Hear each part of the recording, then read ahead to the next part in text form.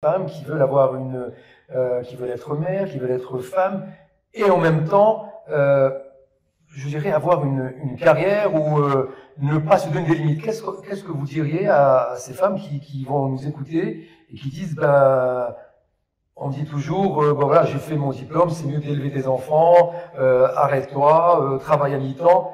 Qu'est-ce qui fait qu'on peut faire les deux? Est-ce qu'il y a un secret pour réussir sa vie personnelle et sa vie professionnelle? Est-ce que c'est l'un qui l'emporte par rapport à l'autre? Qu'est-ce qu'on peut dire à ces jeunes femmes qui vont nous écouter, qui ont envie d'aller de très loin et qui souvent sont rattrapées par le qu'en dira-t-on ou ce que pensent aujourd'hui certains hommes ou la société de façon générale?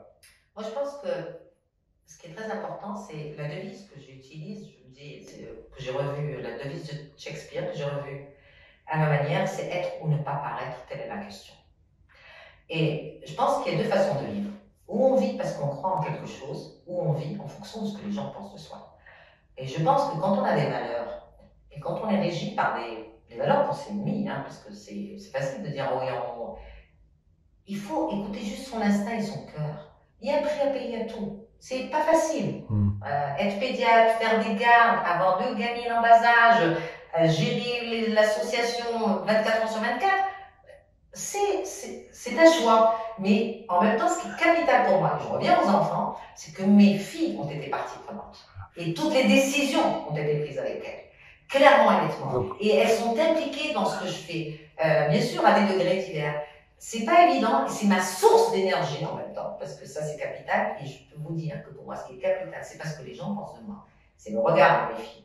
Et là, c'est clair, jamais j'aurai des chevilles qui gonflent, jamais je me sentirai supérieure, parce que c'est tout, je suis réellement comptable, et je rends des comptes, et c'est leur regard. Pour moi, c'est des gens que j'aime, c'est cela. Et vous appartenez aujourd'hui, vous êtes devenu une icône, c'est-à-dire qu'effectivement, il y a cette valeur qu'on va donner à ces enfants, d'humilité, de travail. Bon, je les connais, donc on sent qu'ils ont le bon vaccin. Et au-delà des enfants, donc vous ne vous appartenez plus, c'est-à-dire que vous le voulez ou non, aujourd'hui, Najat Mujid appartient à toute la communauté des femmes jolies, africaines, marocaines, qui disent « Waouh, cette dame, pour ceux qui connaissent le parcours, elle a réussi à rester indépendante. Elle a demandé rien à personne. Quand elle a vu que dans telle activité, il y avait des choses qui n'allaient pas, elle a claqué la porte et elle a rebondi. C'est ça qui, je pense, est important de rappeler. C'est quand on croit en sa bonne étoile, on peut aller plus loin que dans nos rêves et réussir là où on nous attend pas. Est-ce que c'est un peu ce que vous disiez en introduction? Je suis restée indépendante, j'ai tracé mon chemin. Puis après, il y a eu des rencontres, il y a eu plein de choses qui sont faites, mais c'est surtout rester en cohérence avec soi qui fait que vous êtes là. Je pense que, parce que vous avez parlé d'ambition, il ne faut pas être opportuniste. Moi, je pense que c'est important. Je pense que quand on a une conviction et quand on croit, on est passionné par quelque chose, on peut faire des erreurs. Mais quand on travaille avec des vies humaines, moi, pour moi, à qui je rends des comptes, c'est avec ceux avec qui je travaille. Quand je suis dans un meeting, dans la grande salle du conseil, je ne vois pas les états. Moi, ce qui passe et qui défile, c'est les enfants que j'ai écoutés. Et je me sens un poids. Moi, je pense que ce qui est très important, c'est rester soi-même. Et quand vous croyez en quelque chose, et à un moment, vous foncez, vous essayez, même dans un système le plus dur, d'essayer de changer. Moi, quand je vois que ça ne correspond plus à moi, que je ne peux pas aller au-delà et que je me sens devenir complice d'un système, je claque la porte. Je ne compte pas le lendemain, c'est très risqué, c'est pas ce que je conseille à tout le monde, mais je ne ferai pas de compromis au nom d'une cause. Sur les fondations. Pas sur les fondations, jamais. Ça, je ne peux pas. C'est anti-éthique avec moi-même, je vais devenir flippée. Donc, c'est tout. Je veux dire, je vais pas tracer de carrière. Tout simplement, je vois quelque chose, je pourrais être à l'article de la mort et on m'appelle parce qu'il y a quelque chose qui ne va pas. Je m'indigne, je me révolte, et là, ce poste me donne la possibilité de hurler haut et fort. Donc ça, c'est génial. Et là aussi, pour faire un peu, quand on regarde maintenant le dernier carré de secrétaire général, est-ce que vous pensez que demain, on aura une femme secrétaire générale? Parce que très souvent, on dit que le plafond de verre, ben voilà, donc est-ce que vous l'imaginez pas. Je me rappelle on avait posé la question à une militante américaine 6 mois avant l'investiture d'Obama. Ils lui ont dit, est-ce que vous pensez qu'il y aura un président noir aux États-Unis? Elle s'est arrêtée pendant 10-20 secondes. Elle a dit, peut-être quand mes petits-enfants iront voter. Est-ce que vous pensez que, grâce à ce que vous faites, on peut rêver, on peut avoir une femme au niveau du secrétaire général? Et il y a combien aujourd'hui de femmes qui ont le grade de secrétaire général adjoint au niveau de l'institution? Il y en a une, c'est la députée secrétaire. Donc vous êtes deux.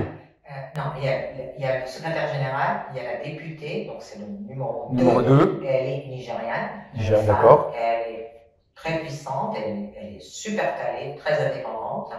Et puis vous avez tous les représentants du secrétaire général, parce qu'il y en a beaucoup. Il y a combien de femmes? Est-ce que vous êtes 50-50? Il y a plusieurs femmes. La parité est très Donc il y a 50-50? Je pense que 50-50, je ne sais pas, je dirais plus 45.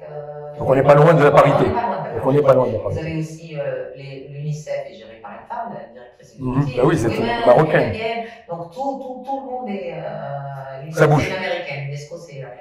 Ah, c'est l'UNESCO, j'ai confondu, pardon. Donc il y a beaucoup de femmes. Maintenant, le débat de fond, qu'est-ce qu'on appelle parité? Est-ce que c'est juste pour mettre des femmes, une brochette de femmes? C'est pour ça que je reviens encore. Non, c'est aussi cette touche, qu'est-ce qu'elle apporte et qu'est-ce qu'elle change. Et là, c'est pas une question uniquement de sexe, c'est une question de personnalité. C'est clair, et c'est pour ça qu'il faut prendre le meilleur. C'est là où c'est important. C'est tous les critères jusqu'où. Parce qu'il faut pousser les limites, il faut les pousser. Bien sûr, il ne faut pas les pousser brutalement. Il y a un moment, je sais, je suis très impulsive, mais en même temps, c'est de choisir les niches. Et ça, c'est capital. Et est-ce que là aussi, les Nations Unies ont des outils? Parce que moi, quand je regarde, par exemple, les femmes administrateurs, très souvent, on n'a pas donné la possibilité aux femmes d'avoir, entre guillemets, les prérequis pour devenir administrateur sur le papier. Alors qu'elles remplissaient des fonctions, mais n'avaient pas le titre.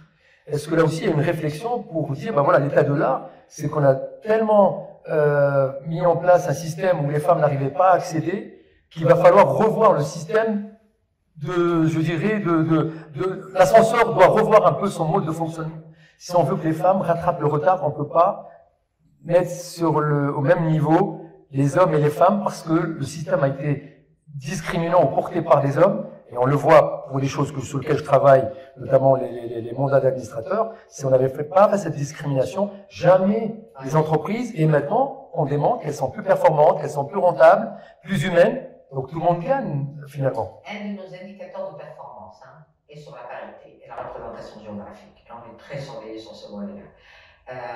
Donc, il y a du renforcement de capacité, de l'accompagnement. Mais je reste quand même sur ma faim parce que je me dis, c'est pas une question de nombre, pas une question de représentativité, c'est aussi une question de compétence. On arrive vers la fin et on voudrait bien que vous partagiez avec nous qu'est-ce que vous écoutez comme musique quand vous avez la pêche, puis certainement qu'il y a des jours où on est un peu plus ratapla. Est-ce que vous écoutez la même chose ou pas? J'ai pas une musique spécifique que j'écoute. Il y en a une que j'ai beaucoup aimée parce que c'est pour mon anniversaire, mes petits-enfants et mes enfants ont fait la chorégraphie de Jérusalem. Et donc, c'est quelque chose que j'écoute quand j'ai un peu de nostalgie et en même temps, ça me donne de l'énergie. Une par contre, je suis une grande fan de Haja Hamdawiya de Nesl Rewan, donc ça, je peux écouter pendant des heures. Donc, quelle est la chanson mythique de ces deux, parce qu'ils ont un catalogue. Zobin al-Alam, Haja Hamdawiya, et Senia de Nesl Rewan. Elle est magnifique. Et puis quand je suis fatiguée, c'est Finra Dibia Khoya.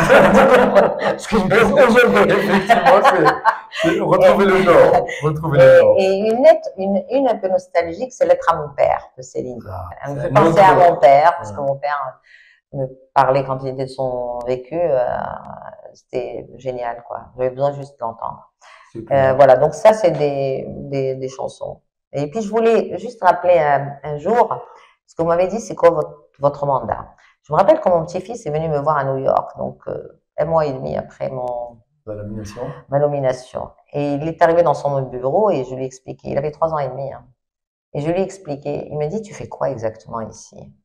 Alors je lui ai dit, tu sais, alors expliquer à un enfant de 3 ans et demi violence à l'égard des enfants, et je lui ai dit, voilà, tu sais, je m'occupe de toutes les violences contre les enfants. Il me dit, toutes les violences?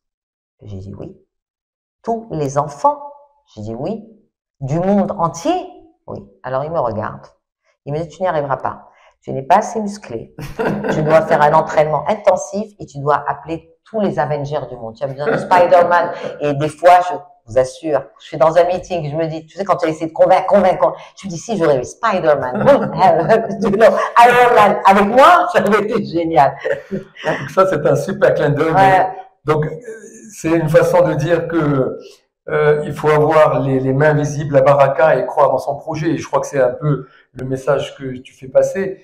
Donc, pour finir, donc vraiment, donc, pour le mot de la fin, donc il y a certainement beaucoup de femmes que tu inspires, des jeunes filles qui vont découvrir ce nouveau parcours parce que tout le monde ne connaît pas. Qu'est-ce que tu aurais envie de dire à celles qui vont demain nous regarder, nous écouter? Moi, j'en ai rencontré beaucoup de filles, hein, donc moi, c'est elles qui m'inspirent. Et j'ai vu des filles se battre de par le monde dans des conditions très, très difficiles. Moi, je pense que juste ce que je dis à tous les enfants, you can make it, don't give up. Vous pouvez y arriver. Et vous y arriverez. Il faut y croire et pas baisser les bras. Je pense qu'ils sont géniaux et j'y crois. Pour moi, très honnêtement, ma source d'inspiration vient d'eux. C'est vraiment. C'est donc pour être inspiré, pour inspirer. Donc tu es en plein dedans. Encore merci pour ces moments de partage. C'est un bonheur. Moi, tu m'inspires, donc c'est pour ça que, au-delà d'être des amis, parce que effectivement, je pense qu'on a besoin de se dire, ben, quand on est indépendant, quand on est libre, quand on a mis l'éducation au service de son projet de vie, et quand on s'entoure des gens qu'on aime, ben, les difficultés, moi j'ai toujours que tu es l'exemple qui montre que l'impossible est possible.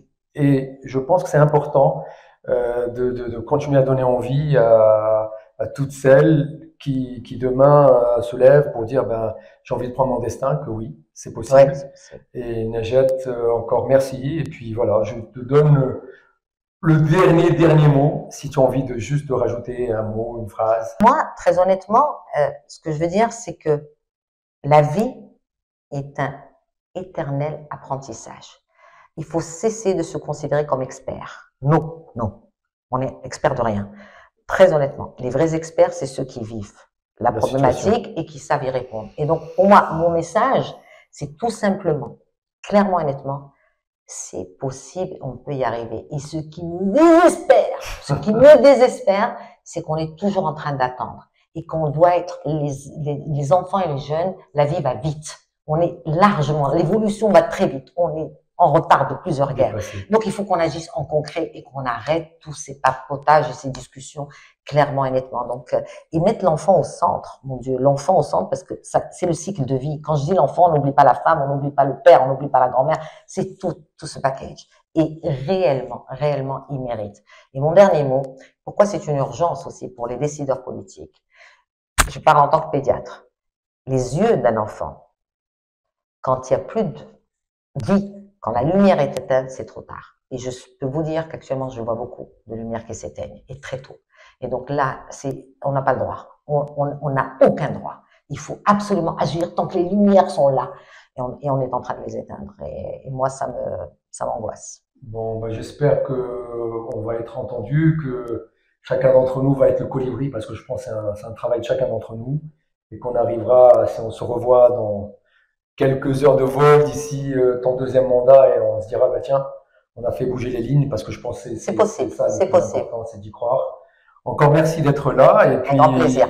Un vent arrière, et continue de nous inspirer, d'être notre ambassadrice au-delà de New York, du monde et de tous les enfants. Encore merci. Merci.